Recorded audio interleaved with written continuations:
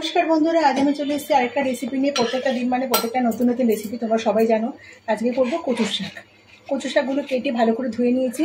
এই দেখো আঙুলগুলোর অবস্থা দেখো, নোক আঙুল সব পচা পচা হয়ে গেছে। এবার এগুলো আমি কুকারে দিয়ে একটা সিটি দিয়ে নেবো, তাহলে আমার তাড়াতাড়ি সেদ্ধ হয়ে যাবে। সেদ্ধ করে নিয়ে আসছি। কচু শাকটাকে সেদ্ধ করে নিয়েছি, ঝাঁঝরি বাটিতে রেখে চেপে চেপে জলটা বের করে দিয়েছি। এই যে কালো কালো জল বেরোচ্ছে এখনও, পুরো জলটা বের করে দিলে কিন্তু আর যদিও বা গলা কুটানো মানে যে কারো কারো একটু কুটকুট করে তা করবে না। এখানে চিংড়িতে লবণ আর হলুদ মাখিয়ে নিয়েছি, আর এখানে 1 চামচ জিরে নিয়ে নিয়েছি। সেটা ড্রাই রোস্ট করে গুঁড়ো করবো। কড়াইতে সর্ষের তেল দিয়ে দিয়েছি 1/2 চামচ। তেল গরম হয়ে গেছে, চিংড়িগুলোকে এবার ভেজে নেবো। করে ভেজে নিয়েছি, বেশি ভাজলে চিংড়ি শক্ত হয়ে যায়।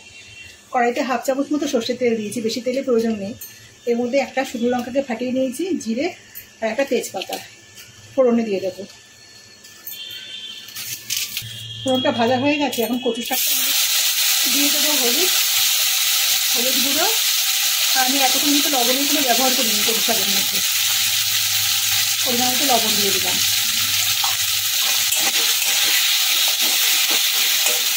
একদম সহজ পদ্ধতিতে কিন্তু আমি রান্নাটা করছি, সেটা কিন্তু দুর্দান্ত হয়।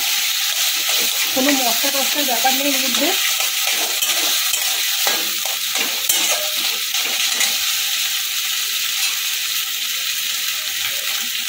দুটো চিড়ে রাখা কাঁচা লঙ্কা এর মধ্যে দিয়ে দিলাম, আর দিয়ে দেবো চিংড়ি। এত চিংড়ি আমার লাগবে না, যেহেতু অল্প কচুর শাক। সেদ্ধ করার পরে একদমই কমে গেছে।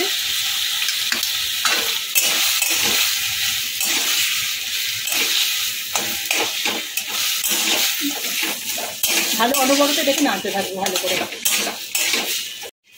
এর মধ্যে দিয়ে দেবো চিনি, ছোটো চামচের 1 চামচ চিনি দিলাম। আমি সব রান্নাতেই চিনি ব্যবহার করি, আর কচুর শাকে তো করবোই। এটাকে পুরো টান টান করবো, নেড়ে চেড়ে।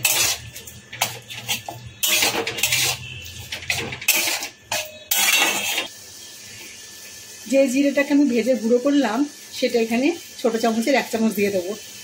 এতে কিন্তু অপূর্ব খেতে লাগে।